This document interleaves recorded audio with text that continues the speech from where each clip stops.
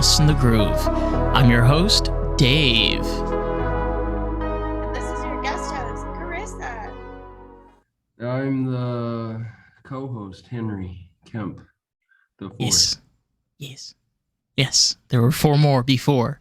We're here today to have another conversation, and being that this month is about suicide prevention, and I can relate with myself and my different levels of depression. I have been there, and I've lost friends and family members. It's a conversation that's painful, not to the person because they're gone. It's to us because we no longer have them in our lives, and we probably were going to do two parts with this. We'll see, but I think the best way to talk about suicide is depression. The best way to start. Best way to start it. It's where it grows, like cancer. Yeah. I mean, like, I do my hardest to run away from the topic, not think about it, but like what we're doing is we're going to talk about suicide prevention. Yeah, I want to do possibly two parts, and this is definitely the first part. And yeah, I think starting off this episode talking about depression is a really good way to start. I personally have had a suicide attempt, which we can talk about later because it's hard to just like start off with that. I can't, like, off the top of my head think of anyone extremely close to me that I've lost from suicide. Like, it's not just like bam, like that person. Now we had, a few people in high school, but they were more acquaintances than, my good friends. There's a couple of my friends where they OD'd, and it was rumored that it was intentional, and that was a close friend of mine. But I don't know. I mean, I try and encourage everybody to just don't do it. But I do talk with my friends about it. Like, I just had a conversation with one of my coworkers about that feeling when you're driving. And sometimes you just don't correct the wheel, and you just go off this fucking cliff right now. Like, that is a terrible feeling. But it's like we talked about it, and I do think that it feels better if you confess it to one another in space. Because like once you kind of say it out loud, sometimes it's like wow, that I saw somebody else respond to it. Like, I mean, what I'm saying is, like, don't bottle it in, don't hold it in. When I had my suicide attempt, I never mentioned it at all to anyone. It never came up. I never talked to my counselor about it. I never mentioned it to my friends. I never said a single. You don't. Yeah. It's not something you do. I mean, I can relate, and I don't feel comfortable talking about it right now, and that's just me. But not now. But I mean, like, Henry, when you think of depression, I think we all go through some levels of depression. Have you ever had those moments of that, like, severe depression and that pain? It's pain. Yeah, I've gotten to like really, really deep depression just because of the like environment I was in. I wasn't like happy. It wasn't really supportive. And I felt like I didn't have anyone around me I was close enough that I could go to and like talk about my problems with. And at the same time, for us men, it's like, oh, man up, stop being like a little girl and stuff like that. And being a pussy. Yeah. And so as far as like communicating my problems or any issues I have, my depression, I just I bottled it up. I didn't talk to anyone about it. And I pretty much just like started like trying to find ways to cope with the depression, and then got into like drugs I probably shouldn't have been taking, like like Xanax, stuff like that, just to kind of try and numb everything. That's fun. That's fun. No, Xanax is like kind of where I was at too. I feel like it like numbs you out real hard. I feel like Xanax and suicide are like they're in the same like realm. They're a married couple. It's terrible. I'm sorry. Go on. Yeah. And yeah, I was like, I think it got to a point where it was like I felt like I actually needed someone, like, or like you go to people, you want them to like be the ones to go to, or like you expect. And that for me, that was like family at the time, but my family, it pretty much just cut me off. And yeah, I got like real depressed after that. And I got and started getting like the suicidal thoughts. Um, I had lost my uncle to suicide a year before that. And I like kind of witnessed like stuff he was going through at that time. Like I actually was going to school to be a therapist. Like I love psychology.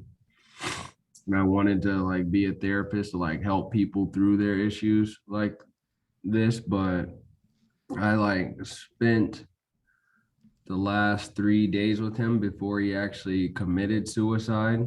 And I like was on the suicide hotline like the day one, and told me not to leave him alone. But like after the first 2 days, it was kind of like exhausting mentally and emotionally. And another uncle told me to like, oh, just go home, like go to sleep, and then like he'll be fine. And literally the night like I went home to go to sleep, he actually like committed suicide. And so I actually dropped out of school that semester, and like I didn't want to be a therapist anymore because I couldn't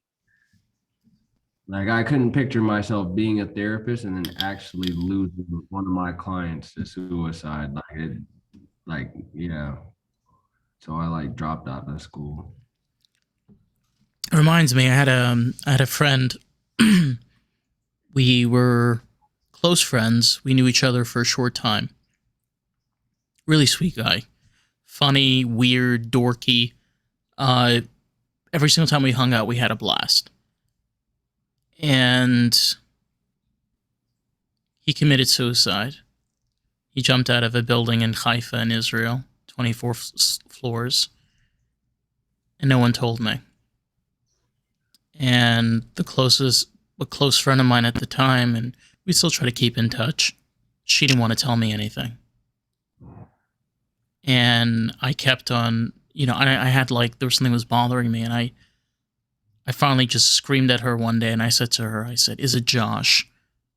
Just fucking just tell me. And she told me, and I went through like a moment of processing because I completely ignored everything he said. I remembering the way he talked, and he couldn't handle it anymore. Like the world did not want to accept him for who he was. His family loved him. He had a very supporting family. But I think the most important thing that people don't realize today that we suffer more than anything else is we're alone. A lot of us. And I'm very grateful for my wonderful family, and I'm very grateful to my mom. But for a large portion of my life, I had no one that I could talk to and know the pain that he went through. Who was I supposed to talk to? My dad? My dad would beat the crap out of me. beat the living shit out of me. That's what my father did. If I went to my mom, she would have a dramatic episode and throw a tantrum and go crying to my father. I had no one.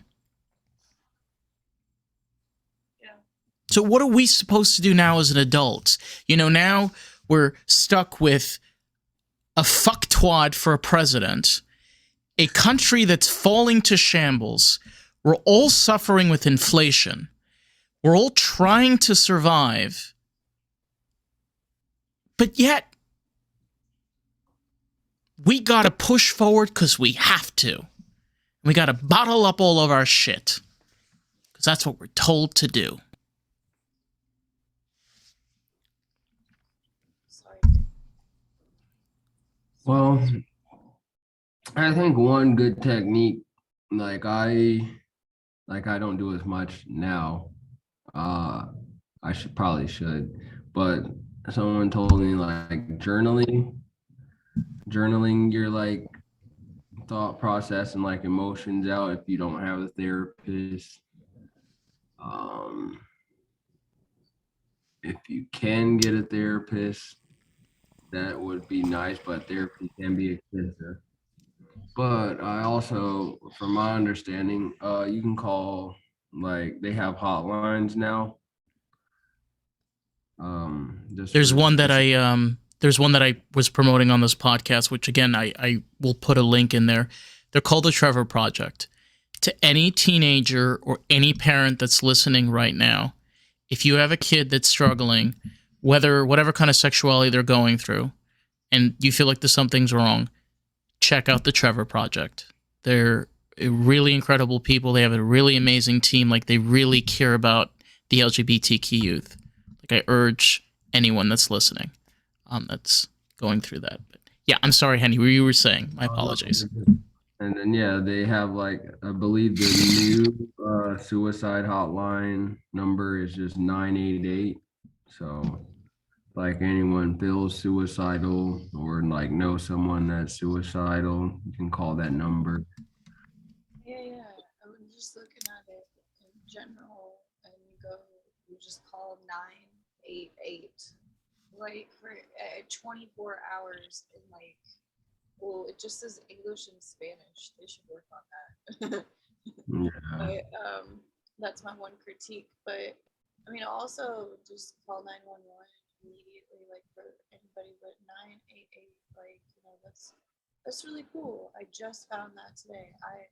I'm disappointed that I did like no research, but like at the same time, like that's kind of why I wanted to do like part two, because I was like, oh, like, precise stuff. But like, yeah, for anybody who's like going through some serious shit, or they got kids and stuff like that, they have to be listening. Thank you. Yeah. You know, it's kind of amazing with all the technology that we have now, and the kind of ability that the push of a button we can get the help that we need. But I think another thing that's not really looked over is our communities. I don't know what's going on over here. Hold on a second. I feel like we run into the. Sorry, I'm having audio issues. We run into this problem of we have this great community. We have, we go to school, we have our friends, we have this and that, and we have our hangouts and our what. But we still have this issue of where like we still feel lost. I know a lot of people where they can hang out with 1,000 people. Like they're doing great at work and they're really not doing great. Like they're so down the shithole and nobody's like noticing. I think another like cornerstone of depression, which a lot of the pharmaceutical ads on television don't show. A lot of people don't show depression.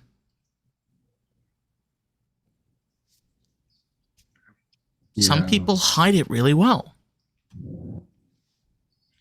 think I'm like one of those those people too, because I'm like always like smiling and trying to like cheer people up, and then I'm like by myself, and it's yeah, it can get pretty bad. Luckily, like I have started opening up to people a little bit, to like people I trust, and then I'll like journal here and there. But yeah, it's kind of hard to tell with some people. And I feel like also our just like society, we try to avoid topics like this out of, I'm not sure, like maybe like shame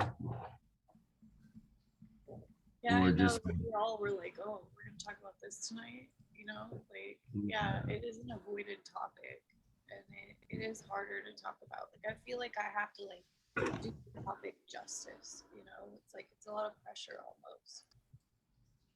yeah. With advancements of technology in our society and industry, suicide has become a problem because we've created an environment that only works for one type of method, which is money.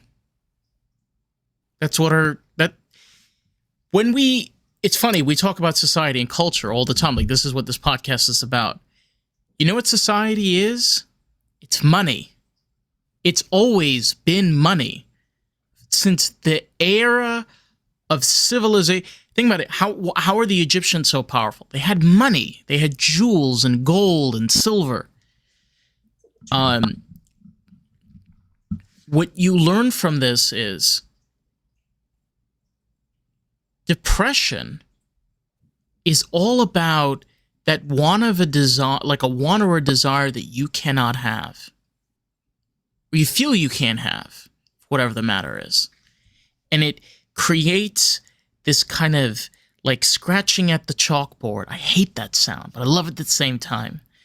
It just chews at your brain. It just eats away at all the little bitty pieces. And what you're left with is the pain. I think the best way to explain that pain is kind of like bugs crawling underneath your skin.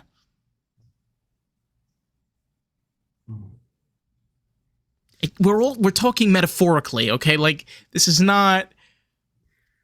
Mommies. Yeah. No. We're not bringing up Mummy or The Mummy the Revenge. Great movies, but yeah. Sorry, Karissa. You know, I love. On to like the topic though, just like money. I feel like it's kind of sad that people that do go into healthcare, like seeking help for their depression, are just gonna, or they're just like tossed on these prescriptions of antidepressants rather than like us being taught mindfulness and like meditating or just like reflecting on our emotions and why we feel the way that we feel, and like trying to get to like the root of why we feel like these emotions, why we feel depressed or like suicidal. But I feel like, yeah, you don't benefit, like the government doesn't benefit from that by teaching people that. They benefit more off of just throwing them on antidepressants and just different prescriptions. The antidepressant thing's bad. I feel like now, you know, that I'm older, it's my responsibility to make the changes to make my life livable. Now, I know that like different people have different things against them, and there's no way that I would listen to that advice when I'm focused. You know what I mean? But like right now, when I'm sitting here trying to give advice and I'm like halfway together, I know that I have to make changes day by day, make plans, do things, be active about what it is that is making me feel that terrible. Um, I know that when I was younger, I was stuck in the same town. I'd never left. I'd never left that town. Like, and I was isolated with the same people. I saw no future for myself other than that place. I had no idea what the world could do or what I could do or anything, and I didn't care, because I just didn't. My mind didn't see beyond where I was. That's a scary thing. I think about all the advice I can give, somebody who's in their 30s that, is able to work a job and take care of themselves. But my advice for somebody who's in a really bad place, try and make some friends. Try and talk to some people. But that's the best place to start. I don't know. With the right people. Sometimes friends are the reason that people do it. Like, it scares me to think about people, young people who are so misguided, and that, I could have ended my whole life just over that shit, and then you think about the people that you lost. It's just like, they're worth so much more than that. And I wish that they could have whatever they want, whatever it was that they weren't getting, whatever it was that was itching under their skin, as Sir David would say. I've said this before on the podcast, where people like me that left the community that I was raised in, some of them commit suicide. Some of them go crazy. And it's all because their mindset has been programmed since the day they were born. Is they're controlled. That's how you're raised. You're raised that you're controlled by God. And in the way that I was raised, in the Judaistic religious circle that I was in, it's very forced upon. You can't do it because you're Jewish. And by birth, you're obligated to keep these traditions because you're Jewish. That's why you're doing it. What does this have to do with anything? It still goes back to the same tie where you're creating an environment that allows people to be anxious and depressed. Because you're not allowing them to think for themselves. If you can't think for yourself, you know what? Okay, most people are stupid. I mean, hello, we live in a country full of dumbasses. But out of those dumbasses, you do have those people that say, hey, this is bullshit. Let me get the fuck out of here. But like Henry was saying earlier, it's not the pill that's going to fix the problem. You got to work on other stuff like meditation, therapy, journaling, kind of figuring out like, okay, I'm making this really big change. Like, so I get out of this shit and move on to the next thing. But I got a plan. Like, I know, like, all right, I'm going to bump into this. I understand what's going on because, like, maybe I don't understand because I was raised a certain way. Many people don't do this because, again, we're not raised with this type of thinking. We're just like, okay, fuck all this shit. We're leaving.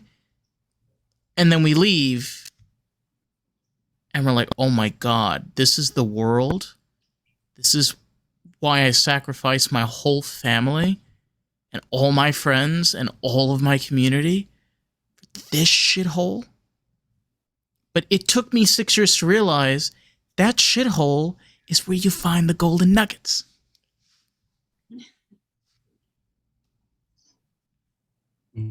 That's true.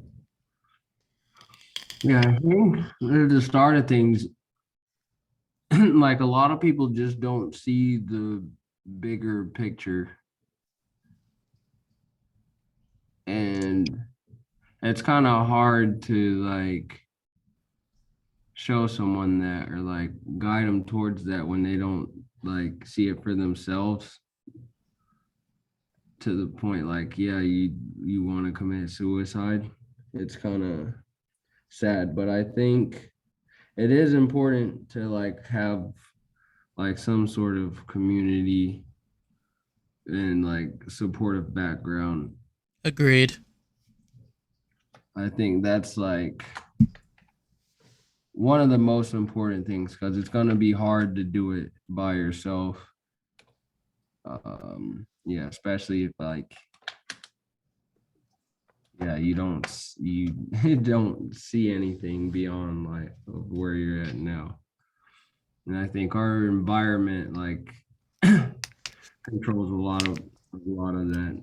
So I remember like I think when I when my family did cut me off and I like started like taking the Xanax to like cope and then if that wasn't doing anything, it got to a point where I like started hurting myself, like take like the razor blades off of shavers and like start like cutting my forearm and like that didn't do anything to the point like yeah, I pretty much like planned my suicide attempt. Like I knew when all my friends were going to be working. We were all roommates at the time.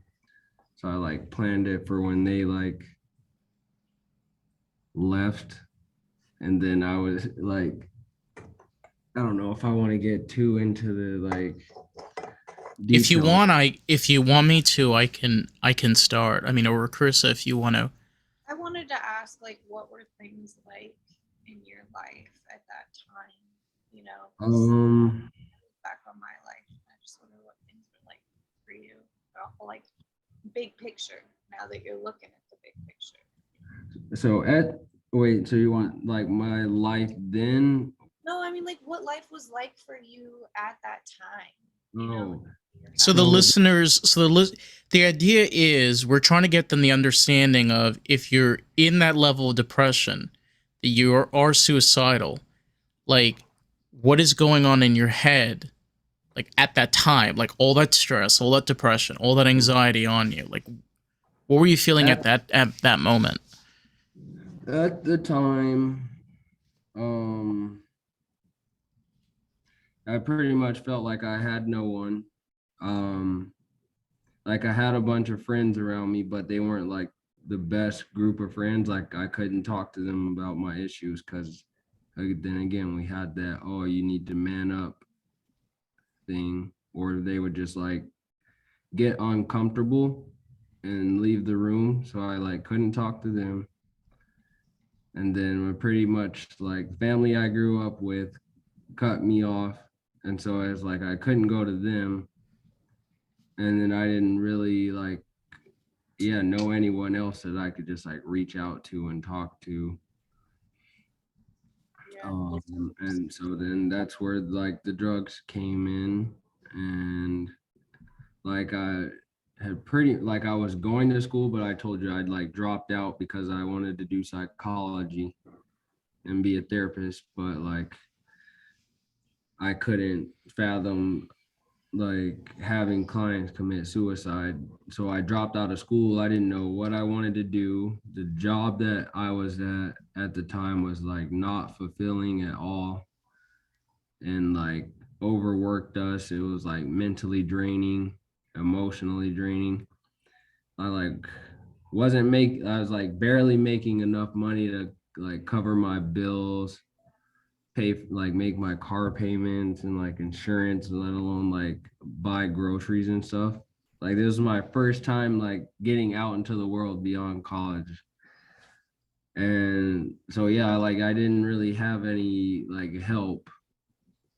And then yeah, I got mixed into the drugs and like that wasn't You didn't helping. have a whole lot of money. How'd you get drugs? I just had like my friends that did them and they just like give them to me. That's what we did. I mean, that's what I did like with drugs in high school. I mean, I went to a school for like a correctional school for delinquent kids, pretty much. So like we had a kid there that was selling drugs. So you just slip him a five, and I mainly was. I actually it's funny. I also did mainly pills, pills and pills, alcohol, and cannabis. I used to drink. Yeah, I feel like that's how it started with me. It was like I just like take pills and like drink alcohol. I did harder shit back then than I do or have done in a long time. I don't know. I went through, my grandmother had died, and so she just had pills upon pills in her house. So if there's any parents listening, put that shit away, man. Yeah. Kids get into that shit in high school. It's not good for you. And then also like just like getting painkillers for like little surgeries, getting wisdom teeth out and stuff like that. Used to get kids hooked on painkillers, and then we'd be like, ooh, that feels good. And then, we'd get like too much in a bottle and then like sell it or take more of it or stuff like that, or take too much of it once, or, like somehow get a bunch of refills on it. Or like, I don't even know. It's just like crazy. But I do feel like pills are definitely like a way. Like I feel like there's always like an assistant. I mean, some people maybe they just go straight into suicide, but I feel like there's kind of like a thing that you start getting into that like makes you start like really going down the path of being like, I don't live. Well, And I think about it like this: like common suicides. Again, I don't know the exact like. From what I've seen and like from my own experience of like what I've heard, is substance. It's primarily like alcohol, heroin, meth, hard drugs, pills, a mixture of different things. It's I don't know, like it's like you were talking about those different levels. I feel like it reaches a point where I'm gonna bring this up again. It's kind of the same thing like with heroin. It's like it gives you that high. We all know that high. You're like, ah.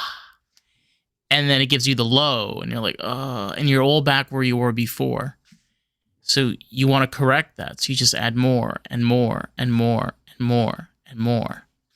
And then there's no more. And they find you dead in a closet. I feel like what I figured out about like how to get myself to not be suicidal is that you have to want to not to be suicidal. Like you have to like something has to change in you, and you have to say, I don't want to feel this way anymore. Like I don't want to hate my life anymore. I don't want to feel miserable 24/7. And I know what it's like to not feel that way and not have that in yourself, but like I do think that at some point it's like the next stage, like it's the way out of feeling depression. And I think that people get bottled into little situations. They have no rights, they have nothing, they have no boundaries, they have nothing, they just feel trapped, they want to die, whatever. Like I feel like you either like submit and you cower down, or you just get fucking angry and you're like, I'm not gonna be miserable anymore. Like I'm gonna fucking figure something out. Like I'm gonna make sure that I have the best life. Like I'm not gonna live like this. And I don't care what it takes. And it doesn't have anything to do with my mom or my dad or anyone. Like I get to have the life that I fucking want. And I feel like even if it takes like 2-3 years of waiting around in misery to get out, to get somewhere to have the life that you want, like if you're a teenager, like do it. Like I don't know, I would encourage anybody, just like take another fucking day, like, and breathe, like, take another year and see if you still feel like killing yourself. Like just wait. Like I don't know, just do anything else. Actually, just Like make a just change. Yeah. It's like I like had my like suicide attempt and failed, and it was interesting because like two of my work friends like called me like right after, not knowing what happened, but then I just like opened up to them about it, and we had like a conversation, and then I think literally 2 weeks after that, one of my friends like contacted me because I'd like always wanted to do ayahuasca. And we just happened to have shaman coming into town and like doing the ceremonies like within that 2 weeks. So he's like, this is kind of last notice, but would you want to do it? And yeah, I was like, yeah, man, like I really want to. I think this would be good for me. And like had went and did like 3 ceremonies, and it was interesting. You meet the mother. I didn't get to meet, like I didn't get to go that deep, but Yep. the shaman like um I couldn't purge like during the process. I always purged like after, and that was whenever I ate. And I think it was the last ceremony. One of the shaman was like, "Hey Henry, like death is coming. Like death is here to see you." And I just like I remembered before, like even like she said that, I just felt like so many emotions. Like I felt angry, I felt sad, and like kind of depressed. And I was like, I don't know where this is coming from, but I was just like feeling all of these emotions. And then she said that, and then she had me go and sit in front of the other shaman, and he like started doing like hand gestures in front of me, and he started purging for me, and it was a lot, like a lot of purging.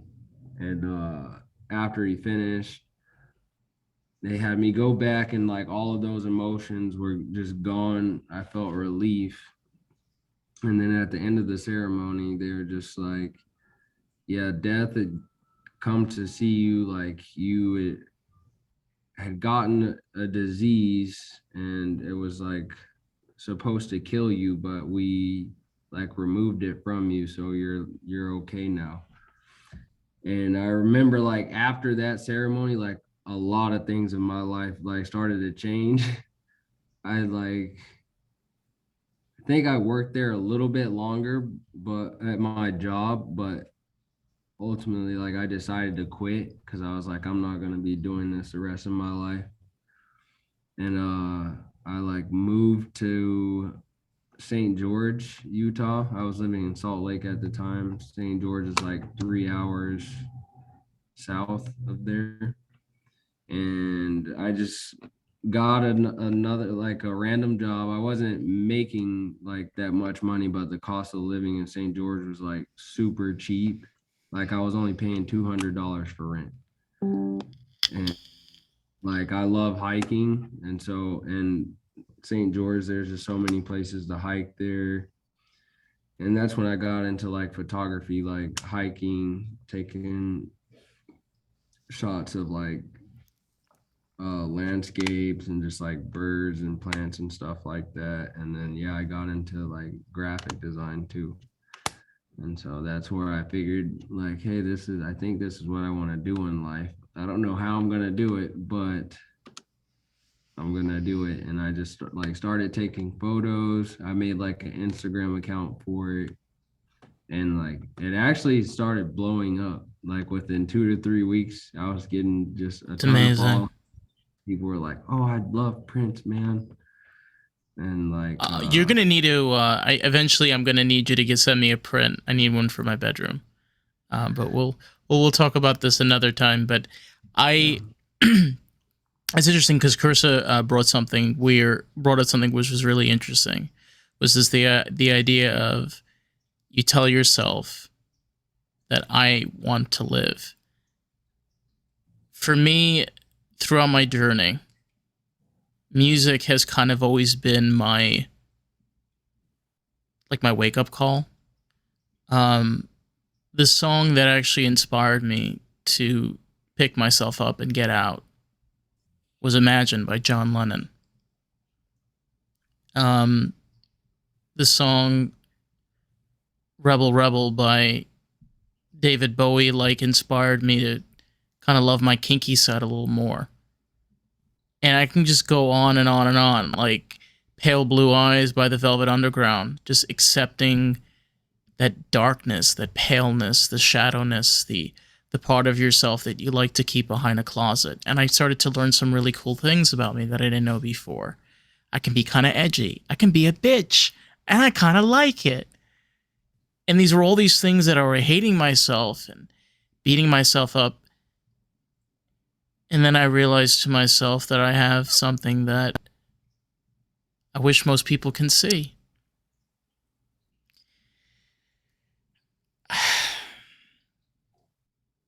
I know what it is to be a miserable child. You feel like no one loves you and no one wants to talk to you. And I was weird as fuck. I was, and I still am, and I'm okay with it. But you reach that age where you're like, why would anyone give a shit about me? And I'm 23 now. I'm turning 24 next year. I say, fuck the world. I will wear kinky boots, honey. I will wear fishnets. If I fucking feel like it, I'm going to wear a crop top. I don't care. Fuck you. And it took me a long time to get to that point, because you know what? I got like, what, another 70 years? I gotta make the best what I got. Just like Karissa said, you gotta like flip it. You gotta be like, I want to live. Fuck all that shit. That's what It's really hard to accept failure. I think it's really hard to accept the pressure of things not turning out correctly. I know that it's really hard to accept things going poorly, you know? And I feel like a lot of people that I've seen will commit suicide because of failures that they've had, or things that they're afraid to face, or stuff that hasn't gone well, or, you know, I've seen people commit suicide because someone else has died. Like, you know, it's just like there's all these different reasons, obviously. But you know, I'll never know what it feels like for other people. I only know what it feels like in my mind when I think that darkly, when I'm at my wit's end with the pressure, you know. But I do think that it takes a lot to accept things not turning out the way that you would have liked, you know. And I do think that is really fucking hard. And sometimes it takes days to tell yourself, like, fine, this is just the way my life is, you know? And it's like, well, yeah, I'd rather die, but like, fine, we're just gonna put up with the fact that we eat noodles all the fucking time, and we have no boyfriend, and we have this, and we have that, and that is it, you know? And this person doesn't like us anymore, and that sucks, and we fucked all that up in the past, and now we got lots of debt, and that's fine, you know? Like, it's not big enough to kill yourself. Like, you have to accept the shit, and that is hard. And I think a lot of people, it takes a lot, is all I'm saying, you know? And it's like, I don't know what things happen to people. Like, did you hear about the guy of Bed Bath and Beyond? He had some crazy thing happen, and he like jumped off of a building or something. Kate Spade, she's a big company owner too. She committed suicide. These people, they have big issues in their big businesses, and, you know, commit suicide. It's like, it was too hard to say, you know, like, I'm gonna go to jail, and that is what my destiny is here on earth, and I'm going to have to face it, or something like that, you know. I think like, we were talking. I think I said spoke with Henry, Jimi Hendrix. I read briefly they had a book. It was a close friend of his that kind of went through his entire life, and he said that Jimi Hendrix's biggest problem was he couldn't handle the weight of the world. And he said that if Jimmy would have just accepted, just focus on your music, just focus on your fans, you know, like, you're really great out there. But he just wanted the whole big picture. He couldn't shrink his head down to the smaller picture. And it killed him. You know, sometimes you just got to, you know, you got to be like a little little tiny guy. But like all seriousness though, but like you just, I think the bigger picture kind of fucks up a lot of shit, to be honest with you. You think be more like, don't get too much going on in your mind, like kind of just focus in. You think? I don't know. Just a combination of, yeah, I do think that I think I was really like narrow-minded when I was in my worst places. Like I told myself that like this is the way it'll be forever, you know, and that's, yeah, I don't know. I don't think anybody's life is the way it is forever, you know. Yeah, that's like what I was just about to get into. Like a quote that I really like is just everything is temporary. Like whatever situation you're in at the moment, it's a year from now, it's gonna be like completely different. It's like temporary. And sometimes we like can't see beyond like our problems and issues, but I think sometimes they're like put in front of us to like teach us something or either also help us like face that issue. Because by us like getting through certain things, it's not only helping you or benefiting you, but like you never know, you might run into someone else down the road who also is suffering from that same issue you had, and now you're there to like help guide them and help them face that so that they can move beyond. And then little do you know, like that person's helping another person, and it's just like passing on lessons to everyone pretty much. Yeah, it's a beautiful thing. Yeah. I mean, I mean, in my own experience, I can't really say too much because I don't know how comfortable she would be with me saying this. I did have a close friend that she went through having a friend that committed suicide. And we were close when I was in Israel. And we kind of got through it kind of together. But the hardest thing for me was, and this is something that I kind of learned, we had this energy and we kind of collided. And every single time we collided, we had these horrible arguments.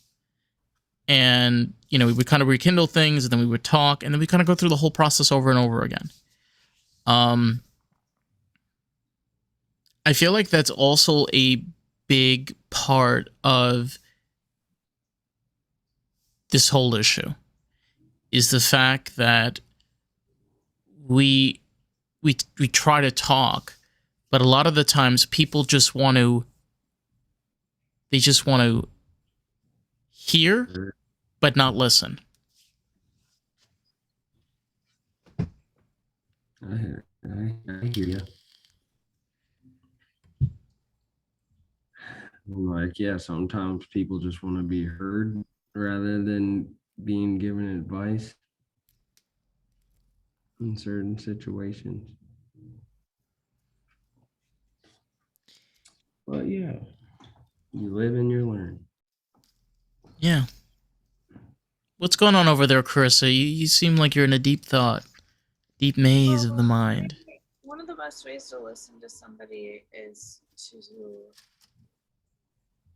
say, like, after they let everything out, your response to them can be an observation that you see that they're going through. So, and then you verbalize it to them. You say, I see that you have a lot of pressure coming towards you from your new classes, and that, you know, you're really upset that you know, gained a lot of weight this year or something, you know, and it's like, correct me if I'm wrong, you know, like, but like what you're supposed to do is like give an interpretation of what you see, the person going through and then say, you know, like, but I could be wrong, and give the other person a chance to, you know, say, well, no, that's not what it's like, you know.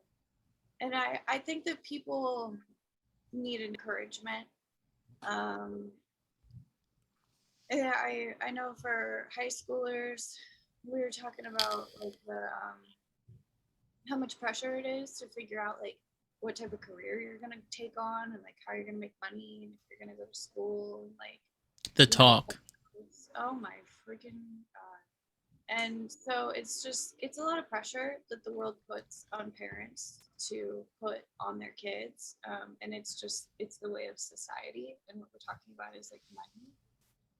I definitely didn't feel confident in myself to ever be able to have a place of my own or anything like that. You know, like I couldn't picture that. I didn't know that I would be able to graduate high school, right? You know, so like, how could you ever have the life that you want? You know, so I think that people need to feel independent, and that finances will definitely make a person feel trapped. And I had absolutely no money of any kind, no future within money, you know. So I don't really know what you do about that for younger people. Like, people need encouragement. They need to know that it's going. You're just gonna have. You're gonna make your way through life the way that you can. You know, you don't have to be perfect. You just keep trying every day. You know, like, this just kind of like, yeah, it's gonna suck, but it's gonna be okay. Like, people have this idea that, like, you know, like, I gotta make everything right. I gotta get the good grades. I gotta have all the friends. Like, blah blah blah blah. You know, like, It's really not that oh my important. god, I didn't get into the art school. Now what? You know, like, all these things. Because I know. I mean, I don't know what it's like to have like a long, like, build up to like, now I die. I mean, I do kind of like feel like, yeah, I get it a little bit, but for me, it was always kind of more like an impulsive thing. Like, you're like sitting in depression where you do kind of want to die, but like there's like a trigger where it's like, man, you know, like that was it for me. The switch. I think so. I think the switches are impulsive, you know, and that's why you have to like be patient with yourself and not just like react like that, you know. But I think that when you have no power, what do you do? What can you do? It's like only focus on what you can control, really. You can't, if you let the things out of your control like dictate your life, then like you're always going to be feeling down and powerless. I think you just got to focus on what you can control. It's like your mindset, your like habits, and things like that. But yeah, I like can relate to the whole like build up thing, because I was like actually pretty good at football in high school. I was like my junior year, I barely played any varsity, and I like have my coach come in and like, hey Henry, you got a letter from this school today. Oh, you got like 3 letters from this school today. To the point I was like, oh yeah, senior year, it's like my time to shine.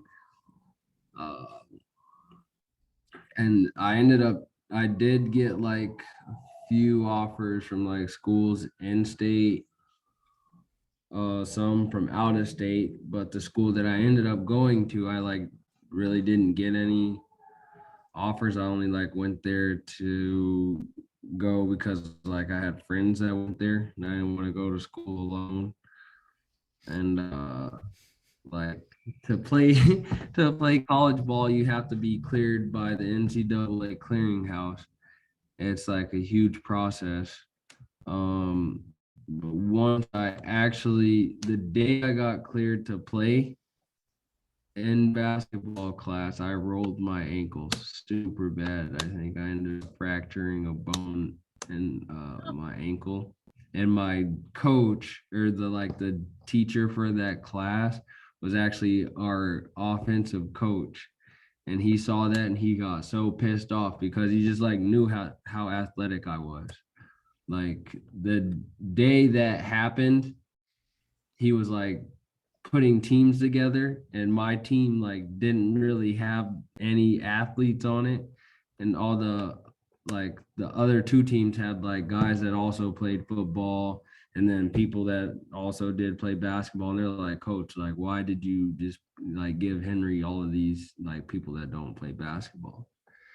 And his exact response was, if Henry's like in his zone and he's playing at his like top ability, then regardless of whoever is on his team, he's going to win the game. But if Henry's not playing to the best of his ability, then he's going to lose every game. So it technically like doesn't matter.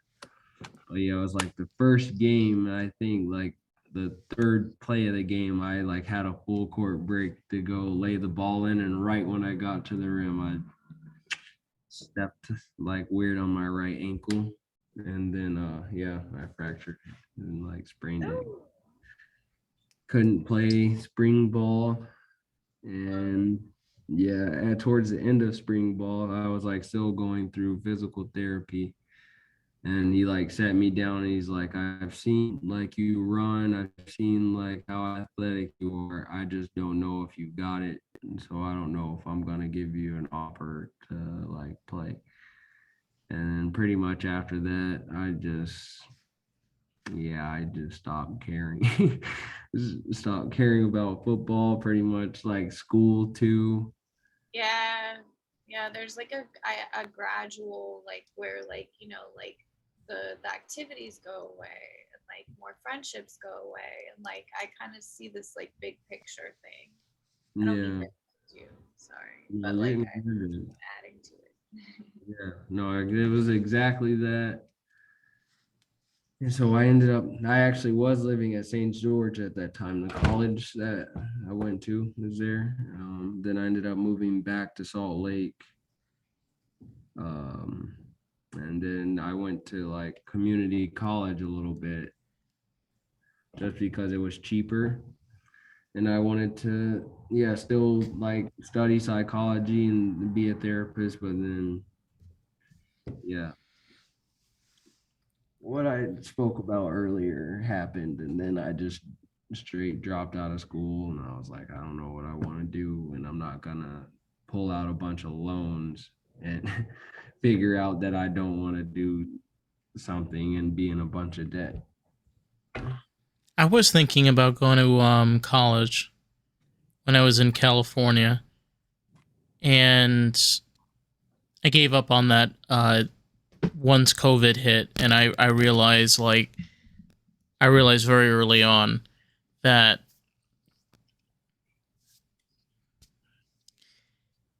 no one can promise you success.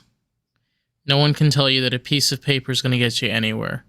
And that's the other thing is this epiphany of it's called hope. I call it false hope because that's what it is. It's false hope. It's promising you something it cannot promise you. How do you expect people to react when you give them all of the like these opportunities and all of these things that they can do, but you can't do them for a variety of different types of circumstances? Too many people applying for the same job, many years in school, starting late, debt. I mean, student debt, like people that are now in retiring and then out of their pension, they're taking money for their student loans.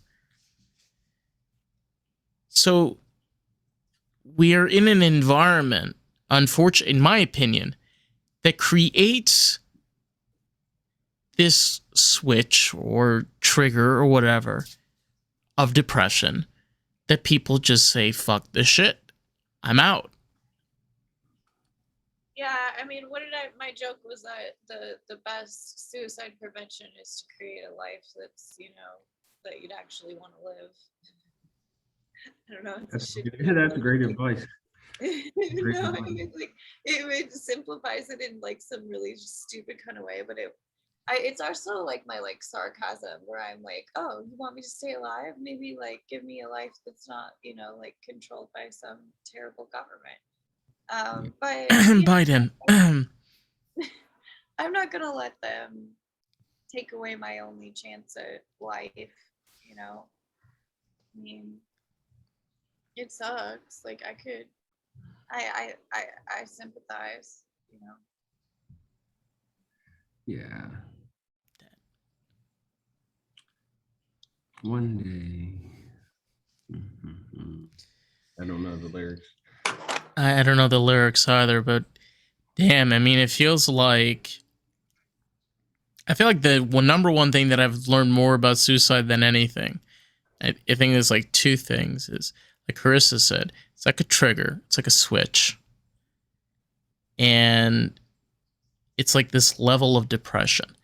I have this thing where I have 4 levels of depression. Karissa knows this. The last one is called the edge. So I ever use the term the edge, she like knows immediately what I'm talking about. Me, because I'm close. I call you immediately. So like this is my okay, the 4 that I have is the 4th one is the edge. The 3rd one is the matrix. The 2nd one is isolation. And then the first one is unplacement. I don't feel like I belong here. So basically, like in my head, it's not where it's like one or the other. It's if you have 3, you have all 3 at once. If you have 4, you have all 4 at once. What I'm trying to say is depression is like an onion. I think we've talked about this. It is. It's like an onion. It's an onion that has many, many, many layers. You know? Yeah. The depression onion? The onion of depression? Yeah, we definitely talked about the onion of depression because like the inside of it is like, like the really nasty shit.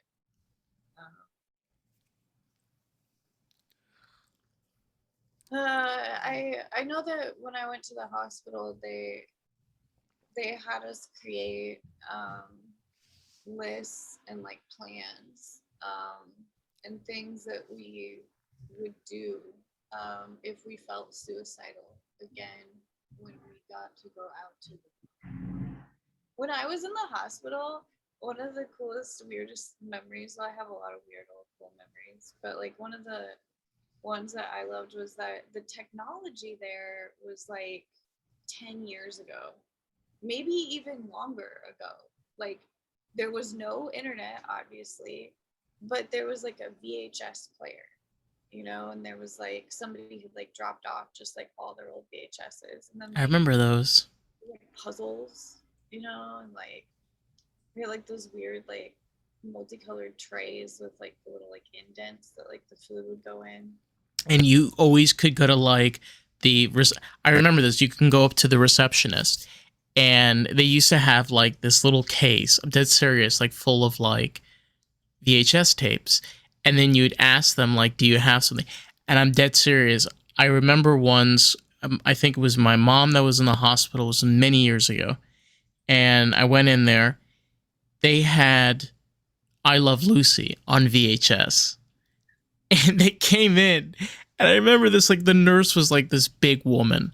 Okay, she like screeches the chair against the floor, stands up on the chair, like starts moving the TV, and it's like this big clunky thing, and it's like hanging like by chains from the ceiling, and she like puts the tape in.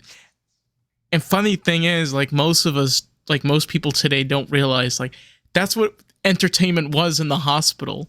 Like fluorescent bulbs that always flickered and clunky VHS TVs hanging from the ceiling from like that one chain. You know what I'm talking about. It's like that one chain.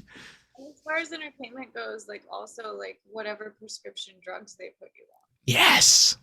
Very entertaining. It's like, what the fuck is happening? Like, I remember one time I like stood up and just like fell over. Like I was like, what did you guys give me?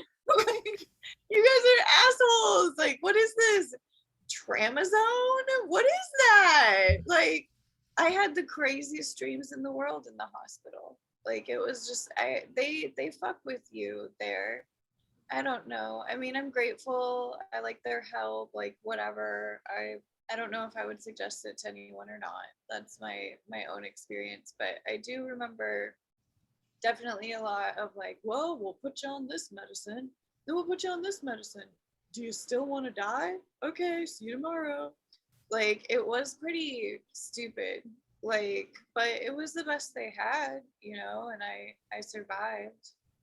I rejected it. I was one suicide attempt when I was in LA, and I called up a director of a organization they're called Freedom, and I told him that I had a bottle of pills, and I had like my roommate was gone, and this was like Rosh Hashanah, which is like I think it's like the New Year's, like the holidays. So like I had nobody that I can call, so I called him up, and he brought out his I think cousin or relative, and he drove me to a hospital, and then they brought me to um, like a ward, and it freaked me out. Like the way that they were talking to me, like they didn't even talk to me like I was a human being. Like she kept treating me like as if like I was like a murderer, or like a serial killer, or a schizophrenic, and I was like, yeah. what year is this? 1964? Like, I mean, this was 2019, but it felt like 1964. Yeah, I felt like they were gonna like lock me up, you know, like Looney Bin style, like like in Beauty and the Beast, like they like start saying that like her dad is insane and they like are gonna like throw him inside of, like a basically a little cage or something because I think he's lost his mind. You know, it's really scary to have other people say, you know, like, oh, you lost your mind.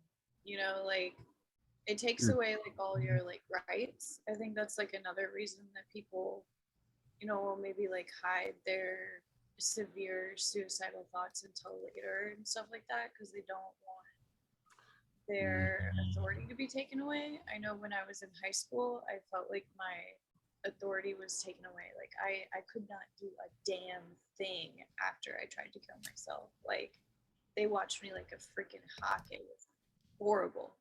And if I thought I didn't have any friends before, they were all gone after that. And it was just like it was even worse. Like, and I think that's maybe why people have like a relapse too, because it's really embarrassing to go through if you survive, you know, which I kind of did, but like I like asked for help on my second. I was like, I need help because I just want to die still, you know. Um, it's the hospital stuff. Like, hopefully they've worked on it, you know. But they taught us coping skills and stuff, and we had lists and things that we were supposed to do, like whenever we felt that way. One of my favorite ones is like they taught me how to ground myself like, through a panic attack. So like if you're having a panic attack, you're supposed to like think about the room that you're in. This is called grounding. You're supposed to think about everything around you, what you're standing on, what you're sitting on, what you're touching, what the texture of it is made of, what is above you, what is below you, what you're doing tomorrow, what you're doing tonight, what you're doing in the next hour, what you're doing in a minute, what your breath feels like. You try to kind of like think about your physical environment. That was one thing that they taught me in the hospital that I still use today, like 10, 15, whatever years later. So I know that the hospitals are good for people. I had like an outpatient thing for a while there. Group therapy was very interesting. So there's a lot of resources there for sure, and I think people should take advantage of it. Henry, what are your thoughts on all of this? On what? What we were just talking about? Grounding? Yeah. Not I pounding, think grounding. that's what I said. Oh. Your head on that. That's with the right person. I think it's good. I think it's good to learn different like skills, coping skills, rather than just being given prescription antidepressants or like using alcohol or other drugs to cope. Um, I had something I wanted to say earlier, but I kind of forgot. Oh, damn.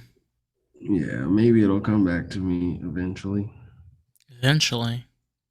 Momentarily, eventually, you know, they sound beautiful together. But Um, it's so strange. It's so strange when you realize. I remember when I realized I was not the only one that felt that way. And I realized there were people that also lost family members. And there are people that also lost people to suicide. You realize that you really aren't alone. Like, you know, like Karissa was saying, like you get aware of your situation and your surroundings. You're like, I try to have like this as like a daily thing. If I'm going through this, and there's 8 billion people on this planet, pretty damn sure there's another person that's going through something similar that could relate. And I have it in my office.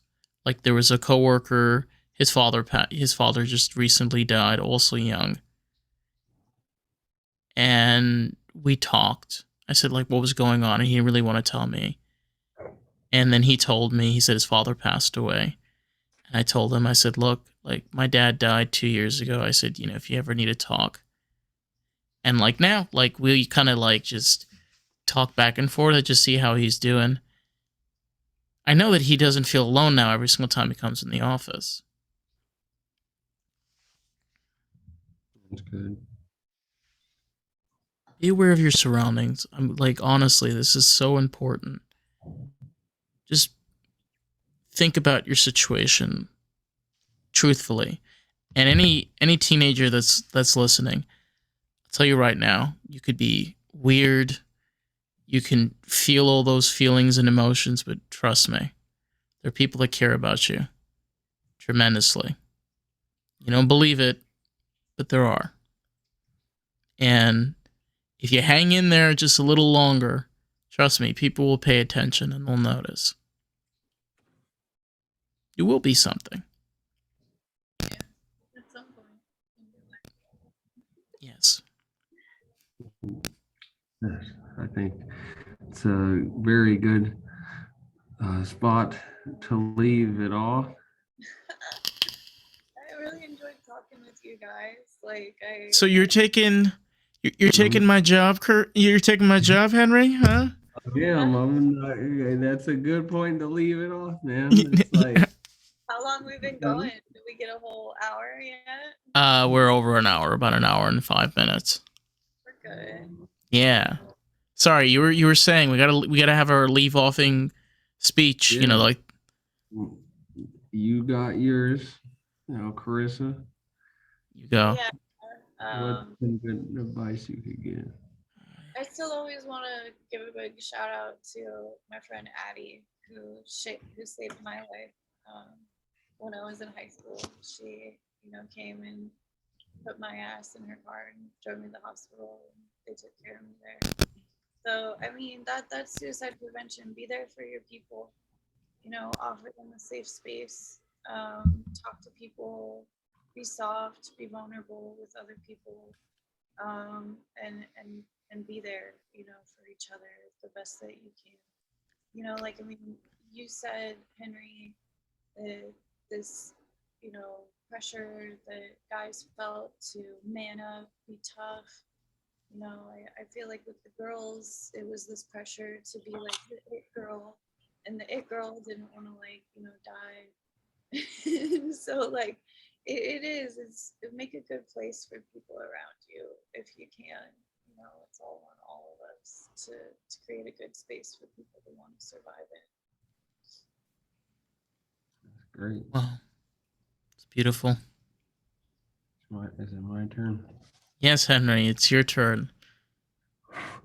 All right. Well, speaking on the whole man up topic to any guys out there, I feel like it's nothing more manly than being able to talk about your issues and struggles you're going through. It's nothing like soft or girly about that.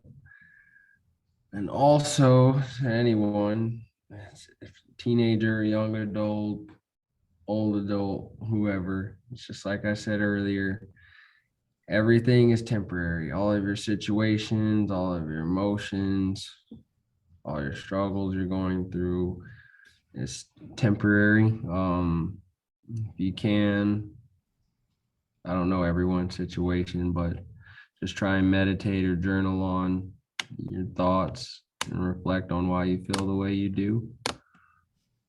And yeah, just change your perspective on life and try and find at least one thing you're grateful for, and then maybe like a week later push that up to 3, and a month later you're just grateful to be alive, and you'll just see miracles in that. And that's all I have. That's all, folks. Sorry, Warner Brothers. We just stole from you. Fuck you, motherfuckers. But I will say, like, especially when we have these conversations, and again, we are real people and we're having real conversations. Are we real?